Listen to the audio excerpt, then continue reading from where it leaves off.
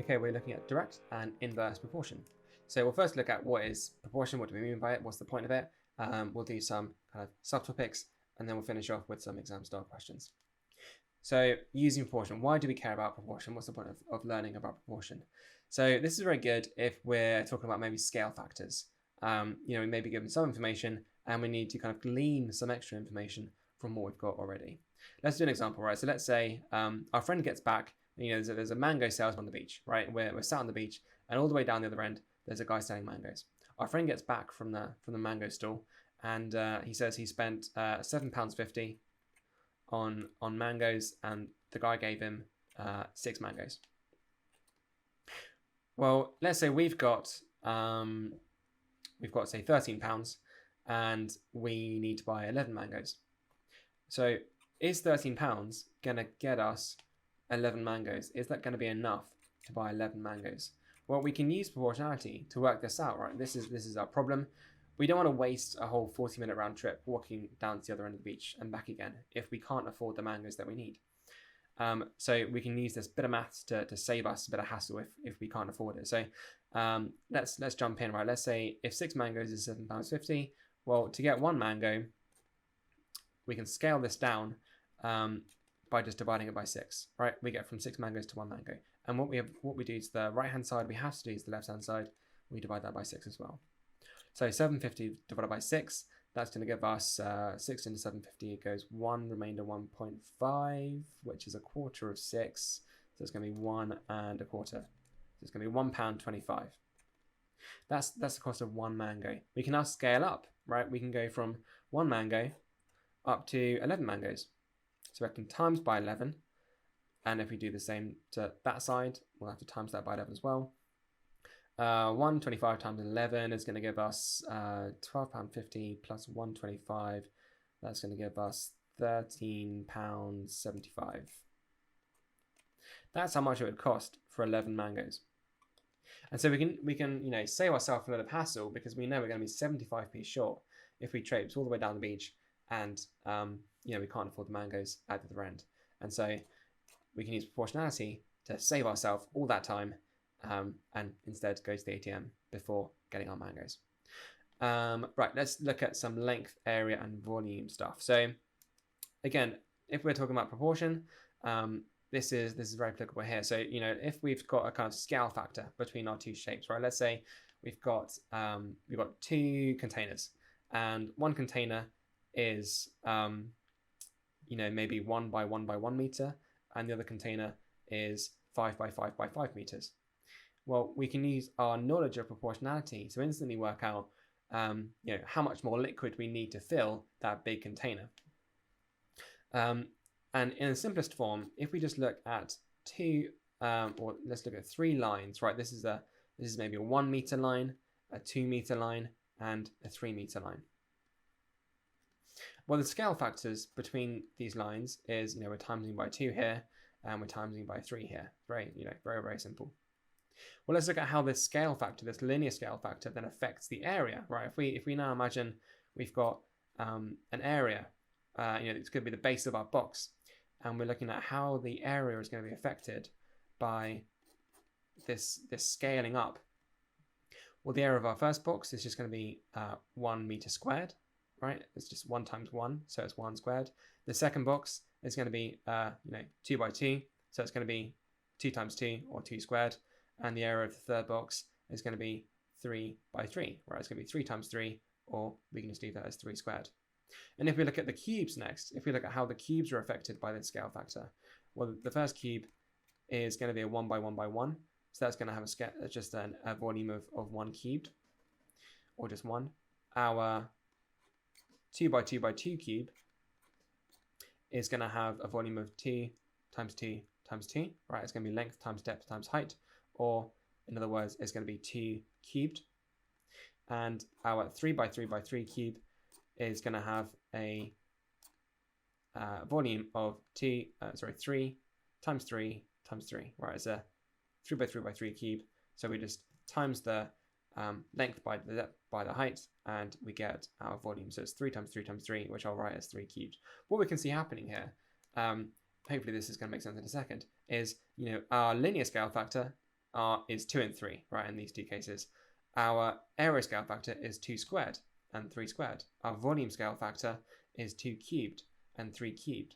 And so whenever we go up a dimension, we end up adding another power onto our original linear scale factor. So that's how scale factor and proportion is related as we kind of go through the dimensions. Right, let's look at direct versus, I need to write that in, direct versus inverse proportion. So how are these related? How are they different from one another? Well, direct is quite nice, right? Direct is very, very, very simple. If we've got two values, let's call them x and y for simplicity.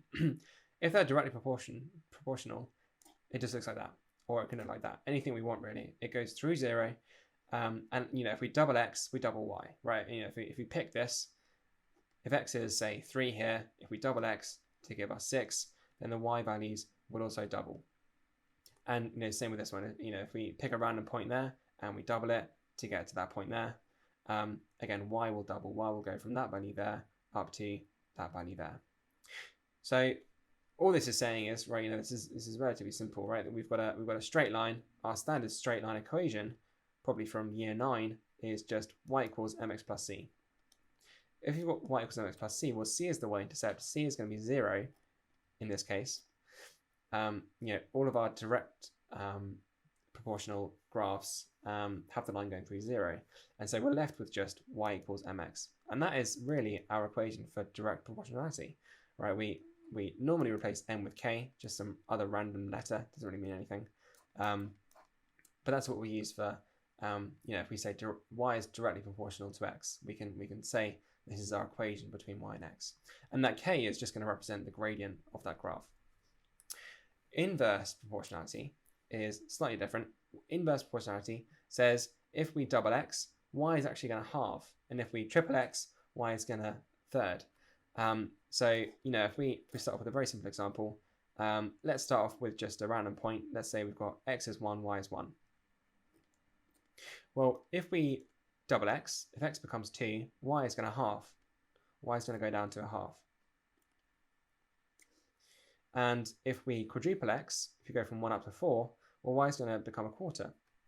And likewise, if we halve x, y is going to double. And if we quarter x, y is going to multiply by 4. And so we end up with this curve that looks like this. And that curve is the kind of general curve of our inverse proportionality. In this case, it's the graph of y is equal to 1 over x. But in general, just like when we have a k here, this value doesn't need to be 1 necessarily. In general, we can say this is just some number over x, right? This number on the top is just going to be our scale factor between, it's going to decide, if k was 2, for example, every single value on this graph would just times by 2, right? That point there would jump up to that point there. That point there would go to there. That point there would go to there. That point there would go to there. And we'd end up with a new graph that looks like this. But it's the same shape, right? It's just moved up or down depending on the value of k. So that's our inverse proportionality. Y is equal to k over x. That's our formula for that. Right, exponential graphs, exponential proportions. So this is where we've got x in the exponent. So x is now a power. So in simplest example, let's say we've got we've got a virus and it's doubling every few days, right? So we could say this is if we've got y and x here, y could be the number of people infected and x could be the number of days. This could be 2 to the power of x, right? So every day our virus is doubling in this case.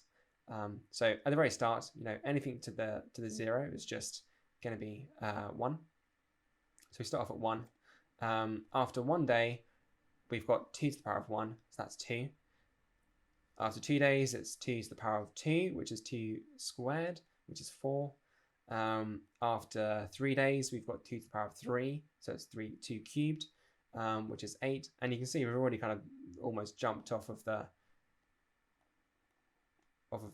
page. So this is our exponential model in this case. We generally have something that we get this slope that looks like this, almost like a kind of skateboard ramp. As we go along further, the gradient gets increasingly steep. And again, this is just one example, right? This is just 2 to the power of x. In general, we can have anything in the place of 2. We generally use some value of k to the power of x, or it can be a or p or whatever letter we want. And that's our kind of general exponential proportion. There's one more thing that we can look at, and this is all of these graphs. When x is 0, it's always going to be 1, right? Anything to the 0 is 1. So we may want to use the same principle we've used before and have a scale factor in front of it. We could look at, say, y is equal to some scale factor a times k to the x. And that's going to give us basically, every single point on this graph is now going to be multiplied by a. It's going to jump up to there and to there and to there and so on. So it's going to get scaled up like that. So that's our kind of general all-encompassing exponential equation. Let's finish off with a couple of exam style questions. So x is inversely proportional to the square root of y. When x is 12, y is 9. Find the value of x when y is 81. So we can start off with our equation. It's going to be k over root y. When x is 12, y is 9, so we can plug in our values. We know 12 is equal to k over root 9, which is just k over 3. So we can rearrange this and we can say k is equal to 36. And so we can now get our full equation. X is equal to 36 over root y. And if y is 81, we end up with 36 over root 81, or root 81 is just 9. So we get 36 over 9, which is just 4. That's our answer. Anything else? Let's do this one as well. If you've got 225 grams of flour to make 9 cakes, we want to make 20 cakes, do we have enough flour? Well, we could do similar to the mango problem, right? We can work out how much flour is required for 1 cake, right? If 225 grams is equal to 9 cakes, then if we want just 1 cake, we know we've got to divide both sides by 9. Well, 225 divided by 9, that's going to give us 25 grams. And so 25 grams is required for 1 cake. 20 cakes is going to be 20 times 25. So we end up with 500 grams needed. And she only has 475, and so she does not have enough flour. And that's the end of direct and inverse proportion.